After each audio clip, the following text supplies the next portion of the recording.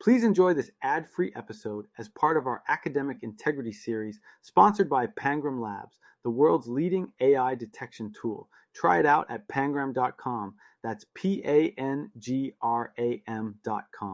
Welcome back, everybody. It's your time to EdUp on the EdUp Experience podcast, where we make education your business. This is Elvin Freitas, co-founder of the EdUp Experience, and we are back on another episode of our Academic Integrity series sponsored by Pangram Labs. And with me is the co-host who is the most. He is Bradley Emmy. He's CTO and co-founder at Pangram Labs. Bradley, how you doing today? Oh, thanks for having me, Elvin. It's a gloomy, rainy Thursday, but happy to be here and excited to have our guest today. Oh, yes. I'm very excited. She has been on before. We don't know countless times. She's co-host. She's been a guest. She's been all over EdUp. We love her. She's fantastic. And so let me bring her in. She is Dr. Heather Perfetti. She's the president and CEO of the Middle States Commission on Higher Education. Heather, welcome back. How you doing? Thank you. Doing great. I'm looking forward to talking with you both about academic integrity and all of the interesting emerging trends around those discussions. So it's great to be here. Oh, and that's why we have you here, Heather. We are so excited to dive in. So, but first, in case somebody's listening and they don't know, tell us about what you do and how you do it, Heather.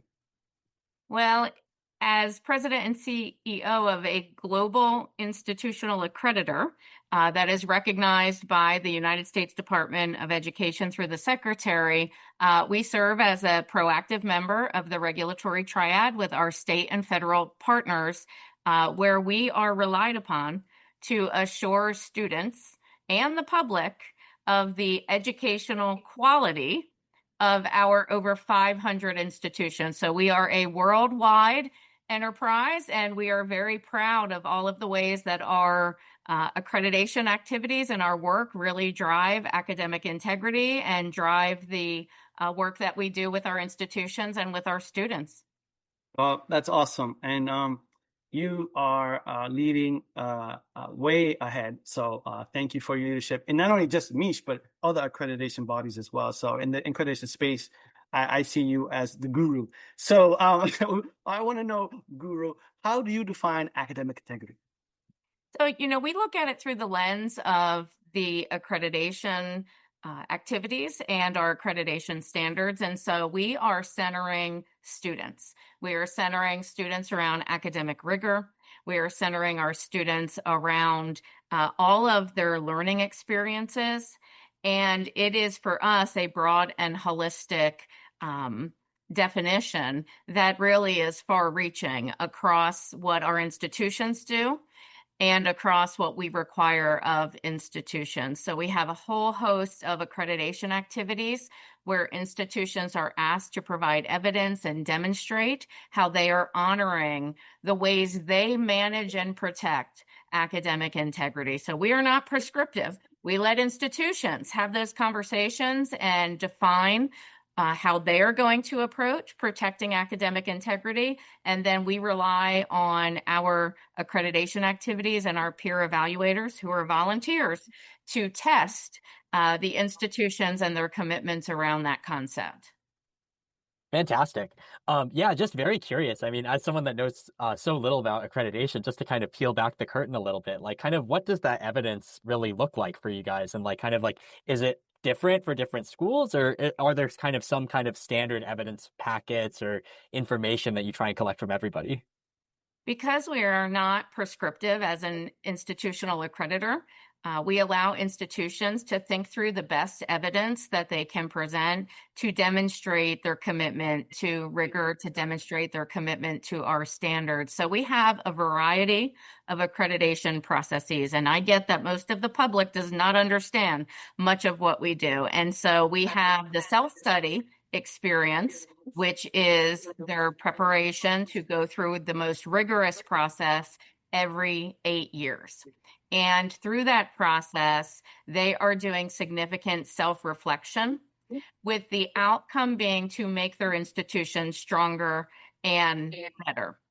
And the reason that they are focused on that is because that is an opportunity for them to improve, them to strengthen, and in the end, also demonstrate compliance with our standards and our criteria. Through that process, we have an evidence inventory tool where they upload a significant amount of evidence for consideration, and institutions are able to decide what is that best evidence. But we show them models, and we have them engaged with other institutions to look across how others do it, which helps them position for those activities. So self-study is one of the premier activities that we support. It is the one where institutions have teams of constituents, including students, their boards, their communities, involved in talking about their work and seeing how they can reflect on that work and improve in the end. So that's one kind of activity, but we have several others. We do annual monitoring,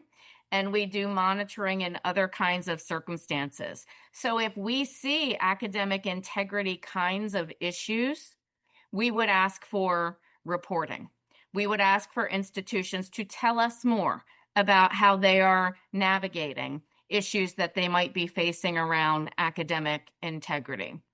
And then I'll mention one other accreditation activity because it is also one of our more substantial. It is called substantive change requests. So institutions and accreditors are paying attention to changes at institutions. And even though I know our critics say we are barriers to innovation, we process a lot of change through this process. And we do that with our peer evaluators. We do it in collaboration and partnership with our institutions. So as they're thinking about a change, something that is substantial, something that is tied to federal regulation, where we require their submission and they need our approval, those materials are also telling us what are the issues relating to that particular change. How are your faculty going to be a part of this activity? What are the coherence activities throughout a program so that others that are looking at this proposal have confidence that academic rigor, academic integrity, and other pieces of that change are not going to harm the institution and are certainly going to be beneficial for their students. So there's lots of process that we use. We are very much process oriented.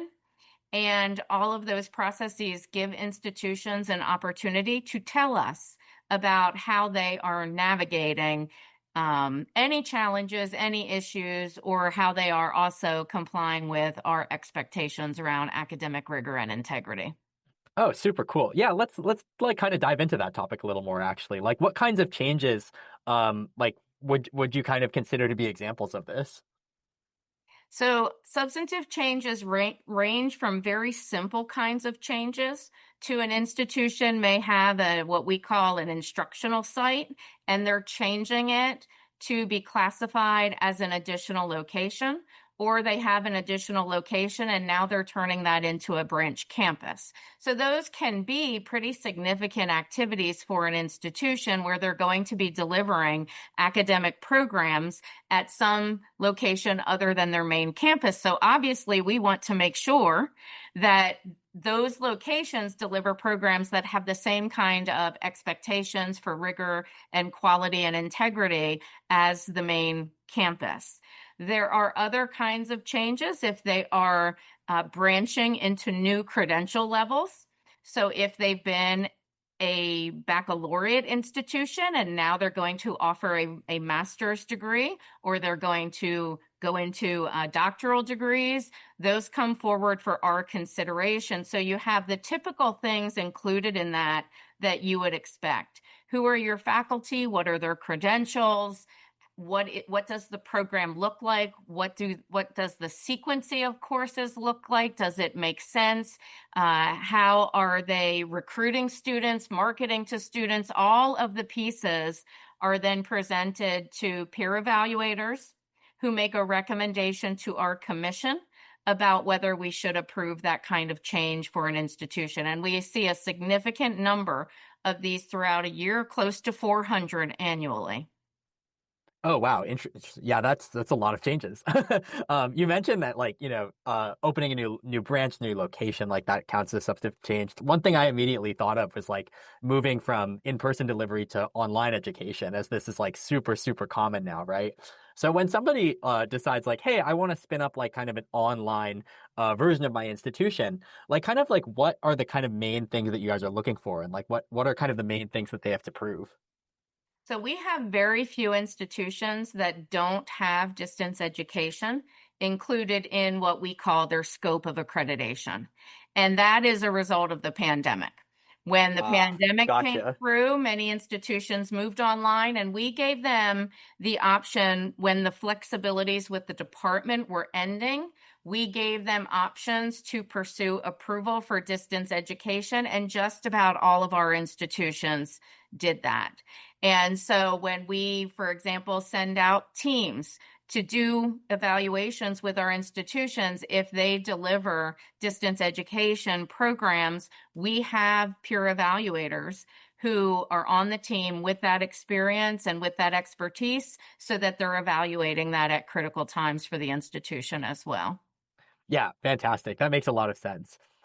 So yeah, I think like, throughout this podcast and like, throughout talking to a lot of universities, like I think like the reason I kind of ask is because I think a lot of these online programs are really struggling with academic integrity, because I think like it's a little bit harder for these instructors to develop these relationships with their students, because like a lot of it's online and a lot of it feels kind of very impersonal. And like I think like these instructors really have to go the extra mile to meet their students where they are, and the students also have to go the extra mile to like to really build that relationship with their instructors. And so I'm just kind of curious, like like with these like kind of additional like academic integrity challenges, and like I think what we see is also just higher rates of cheating in general in online in classes in online universities.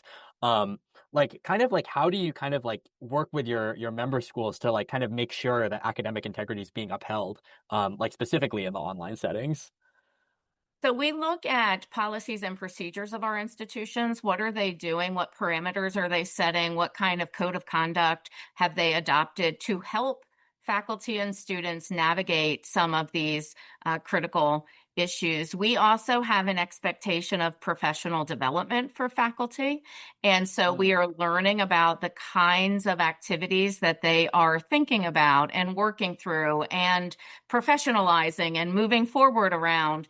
And so for me, it is quite our processes are really quite insightful in that regard. And as our teams visit institutions, as they walk away from those visits, they're giving advice back. So if they're seeing a gap, they're leaving some advice behind to the institution for consideration for improvement. And because we are a community of educators, a community of learners, we are relying on the best practices of others to help us where we may need assistance, or to help us understand where our resources would best be placed for a gap. I used to teach online, Bradley. And so I hear what you're saying about online courses and online engagement, and it was certainly a point of pride for me as a faculty member who taught online to make students feel connected in those experiences. And I remember I had one student who just sort of disappeared for a week. And I outreached to her, not just by email, I tracked her down by phone, and she said, you know what, that made such a difference in my educational career. And it is really those connections, and they are critical in distance education courses, and they are equally critical in our brick and mortar courses as well. Oh, absolutely. And I think this is absolutely where the future's going too. I mean, like I think online education and distance learning, like it brings education to so many people that like wouldn't have that opportunity otherwise to pursue education. So I think that's fantastic. I think like, another thing that kind of we were chatting a little bit about before the show and like wanted to get into a little bit is another really huge change that's been going on, which is AI, obviously. And so, we were kind of mentioning you guys have just kind of launched the, an AI policy for the organization, and would just love to learn a little bit more about kind of like what that looks like and kind of like what the conversations are sounding like with your institutional members. Yeah, Bradley, I think you and Elvin planned the timing of this because you were waiting for our policy and procedure on use of artificial intelligence. And so you can imagine, as an institutional accreditor, the issues that permeate our field. from working with institutions and helping them understand what is it that they should be thinking about around artificial intelligence as it pertains to their accreditation activities, certainly as it pertains to their management of students and the use of artificial intelligence at their colleges and universities. But in addition, we also have opportunities for the use of artificial intelligence. You know, these self-study reports that institutions write and submit to us, there is an opportunity to rely on artificial intelligence. And so we were getting questions from our institutional representatives asking, is that permissible? Can we do that? And so we started to think through what the policy and procedure should look like. And again, you know, this criticism about accreditors that we are reluctant or slow to change, that we are not in favor of innovation. This is an area where we said, of course, institutions should look to AI, but they have to do it responsibly. And they have to think strategically and develop the parameters to be able to use AI, not just within their own organizations, but as they think about giving us material. So this self-study document, could it be produced through AI tools and platforms? Probably so. And so they have to understand that they are responsible for everything they give to us. And so they've got to do the work. They've got to define how they're going to use it. They can't misuse it. They can't abuse it, because we are holding them accountable for what comes to us. So the credibility, the transparency, all of that becomes important. We also, you've heard me talk about peer evaluators. So we have a small staff. We rely on peer evaluator volunteers to do this work, about 1,600 of them. Oh, And we have to protect the confidentiality of the materials given to us by institutions, which means we have to set parameters for our peer evaluators. You can't take institutional materials and place them into some AI tool or platform, because we have to protect the confidentiality of those materials. So we were thinking through all of these different pieces in developing our use of artificial intelligence policy and procedure. So we absolutely want people to embrace it. We want people to define it. We want people to manage it. We want people to navigate it so that it's not creating issues for our institutions, for their work with us, for their students, and really making sure institutions are looking at, what does this mean for us as an institution? How are we going to put into place any kind of governance around the use of AI, whether it's as an institution or for our students? How are we going to nurture that if that is the goal? How are we going to prepare students for using AI tools in the workforce when they graduate? So all of that, we are encouraging institutions to think intentionally and strategically about. We're doing the same as an organization.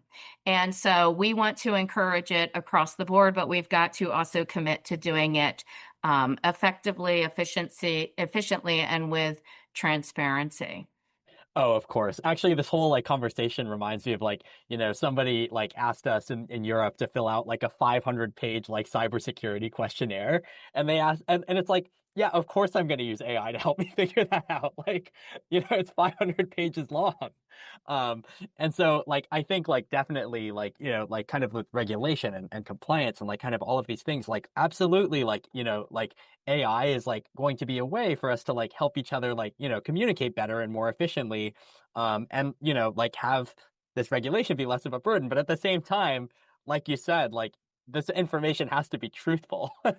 And there's a time and place in which, using AI as an assistant is helpful, but you shouldn't just use AI to like complete the whole peer evaluation, for example. And so like, have you run into situations where like a peer evaluator has like just given you an evaluation you were pretty sure that like the whole thing was just like, fabricated, made up by an AI? And like, one, how can you tell? And two, like, what do you do about it? So I anticipated that question might come. I'm not sure that I'd be able to pinpoint that it has been done or verify that it has been done. And I Sure. think What I would say is we have a multi-tier decision-making process. And so our evaluators are producing reports with their findings, which are very specific to an institution. And it is based on their evidence. It is based on what the team has discussed with the institution. So we have a report that is at the first level of review. That report and all evidence goes to our second level of review, which is a committee. So a committee is putting fresh eyes on what this team report might have included and what the evidence is. So if you think about, there may be a mismatch if we're using some kind of tool to produce a report, that second level of review is able to catch some of those kinds of issues. Then we have a third level and final level of review, which is our commission. So our committee then makes a recommendation to our full commission, and that is the decision-making body. So it is not just one report that is relied upon.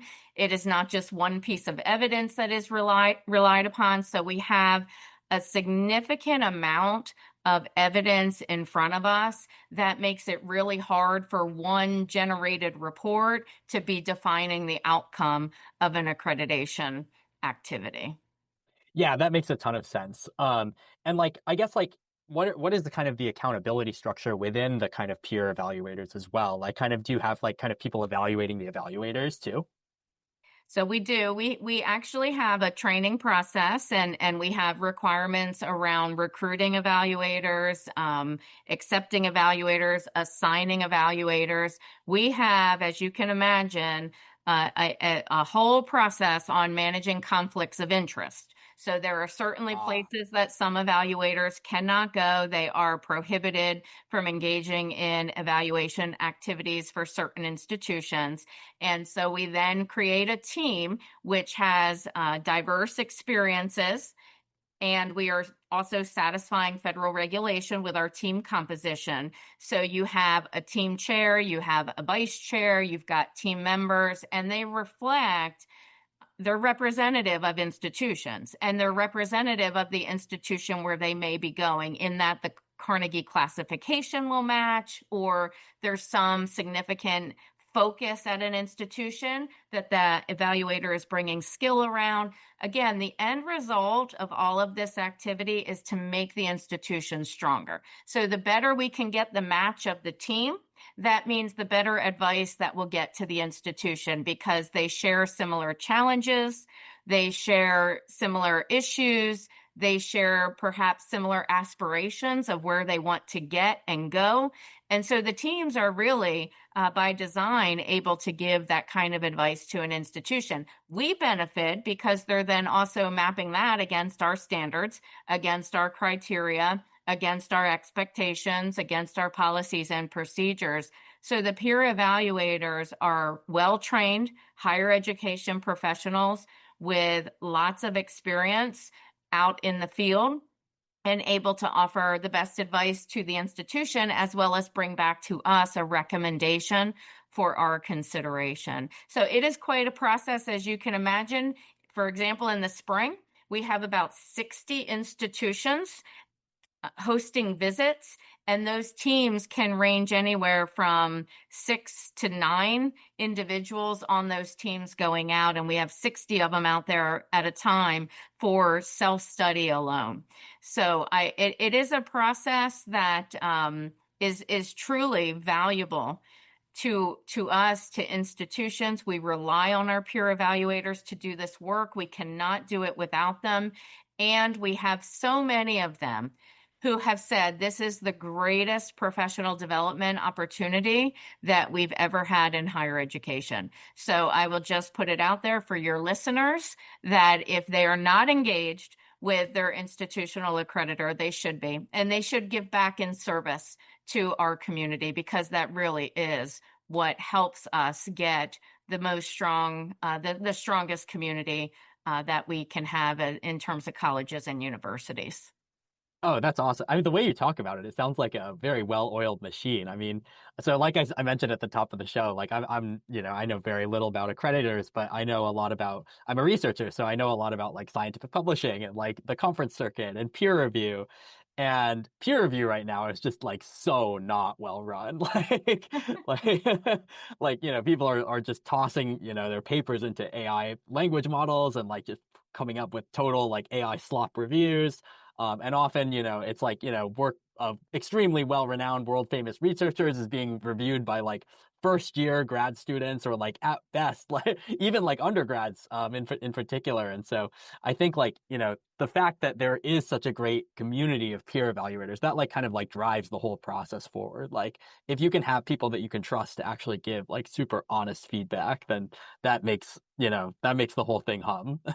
So Oh, kudos to you guys. absolutely. No, absolutely. It is very much a well-respected peer review process. And, it's just something that I, of course, am so proud of. I've been a part of accreditation for some time, even prior to joining the commission. As a staff member over 10 years ago, I was a peer evaluator at an institution. So I had been working with our commission, the Middle States Commission on Higher Education, to do these reviews and to look at what other institutions are doing. And it really is the best, most insightful opportunity to learn about all facets of higher education. And so our peer evaluators, including when I was doing this work, I would walk away and think, that is exceptional what they're doing. I want to try to do that where I work. And so you're modeling best practices for others. Others are adopting your best practices, trying more innovative practices that are beneficial to students.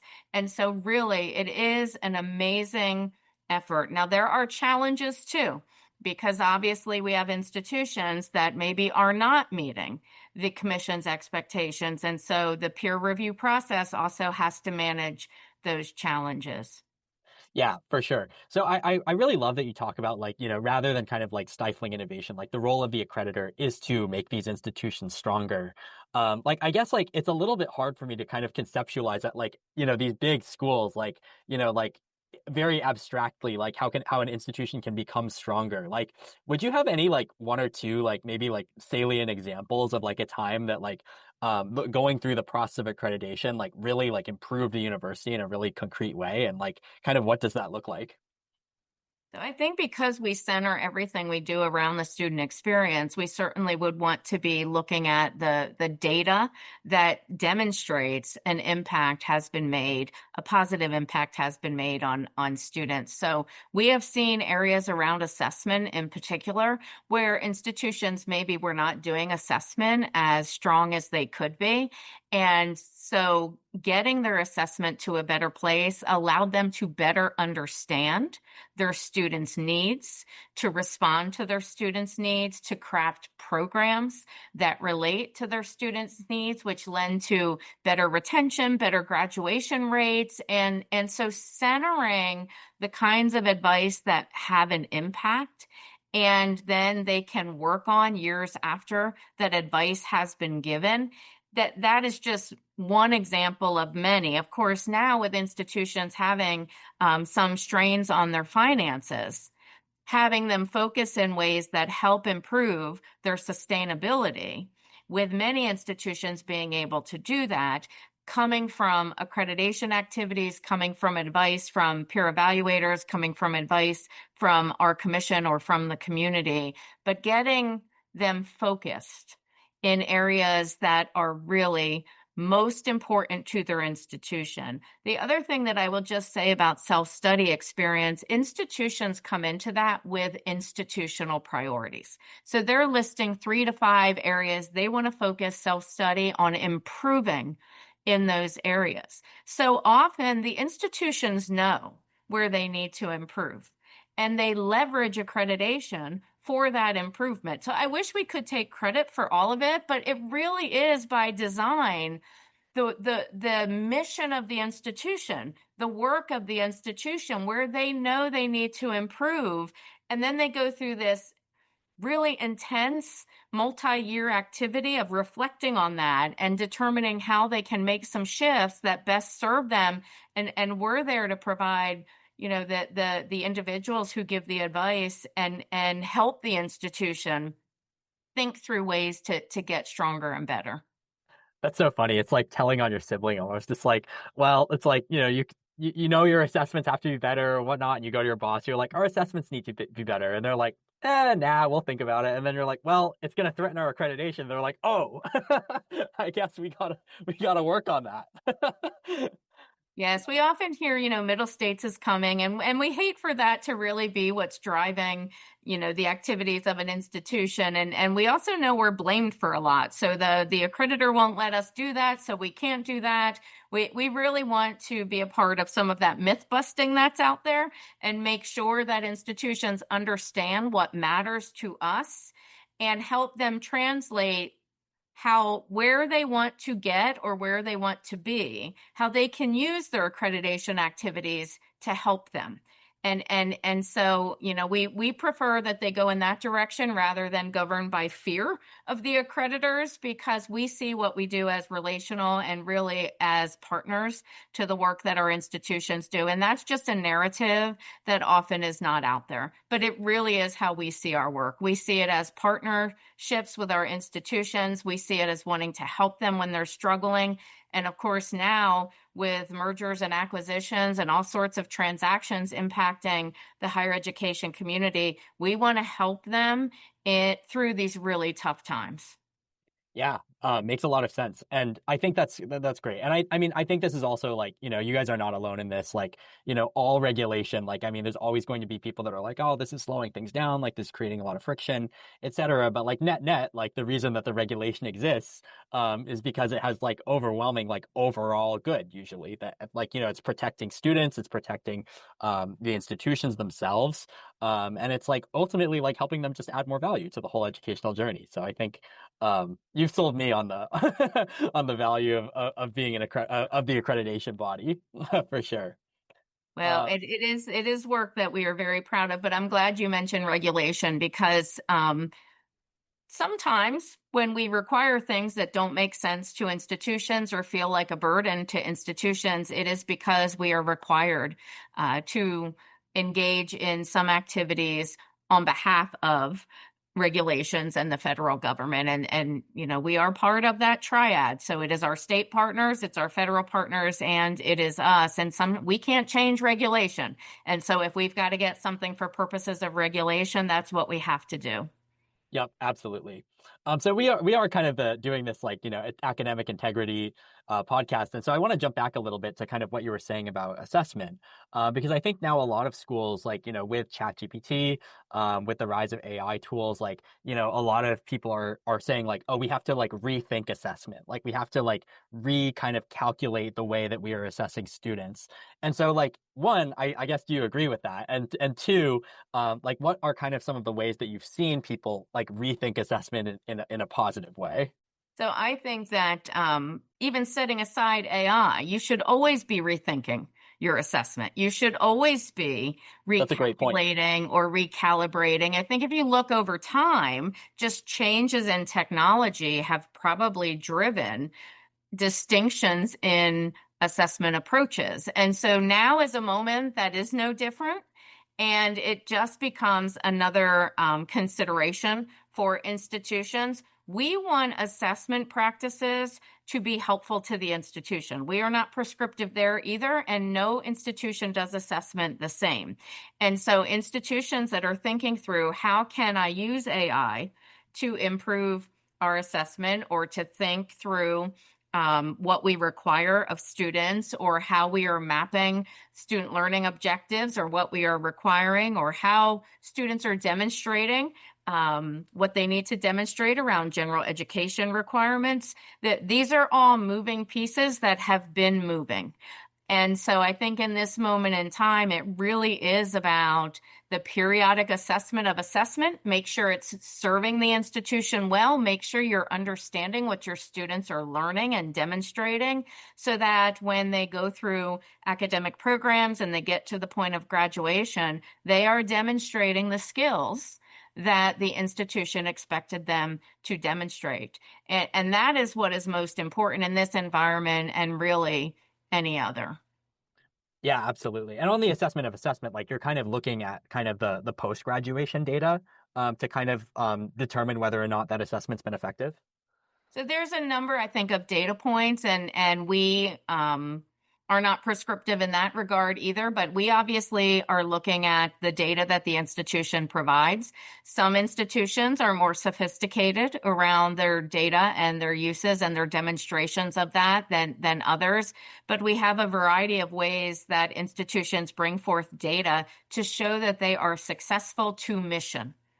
They are serving a mission. That mission differs from other institutions. They should be relying on the best data that they can to demonstrate their success with their students and the success of driving their mission. They'll also use that data to signal when changes might be needed. And we want to see them using that data. Having the data alone is just not enough for institutions. And so they've got to be using it. They've got to use it in ways that is significant for them or helpful to them. And then if they're not doing it well or right, they can change their model. They can change their approach. They can change it to make it as useful as it can be. But there are just so many data points that our institutions rely on to account for success at their institutions. So interesting. Yeah. So the burden falls on the institution to kind of like be collecting data that kind of like supports like educational outcomes. It's not like you guys are like, asking the students of the institution, like after the fact, like, oh, like, did you learn something? Like, did you get a job? Like, all of these kinds of things. It's very interesting. I feel like actually like another like kind of cliche that we've been hearing from a lot of instructors is like process over product. It's like, oh, like measure what your students are doing. Like, like look at like how they're kind of like constructing an essay from the beginning. Like, don't just look at the final product. And it seems like you guys like really actually like kind of embrace process over product when it comes to like evaluating an institution. You're like, okay, it's less about like, okay, the absolute number of like, graduates or jobs or like, salaries after graduation or anything like that. It's less about the product of the education. It's more about the process of like, okay, are we measuring the right things? Are we actually taking action on those measurements? And I just think that's such a good like model for for assessment in general. And we really have to do that as an institutional accreditor, because if we go back to some of my initial comments of centering students, the only way you can center your students is if you are measuring your success with your students. And that then really impacts all of our 7 standards for accreditation. You have to resource in the right ways. And if your data is signaling some kind of challenge and you're not resourcing it, then you're not using your assessment. And so we are really encouraging institutions to be holistic at the ways they look across their institutional goals and their mission attainment and their support of the student learning experience. And that is where they are most fruitful in leveraging the work of their institutions and having honest self-reflection and recognizing this is where we have to improve. We do measure graduation rates. We do have an annual institutional update process where we're looking at data, but we recognize some of that data is flawed. IPED's data is incomplete. It is also lagging behind. And so we need our institutions to rely on other kinds of data so that they can be more nimble, so that they can be taking innovative steps to address whatever needs they're seeing at their campuses.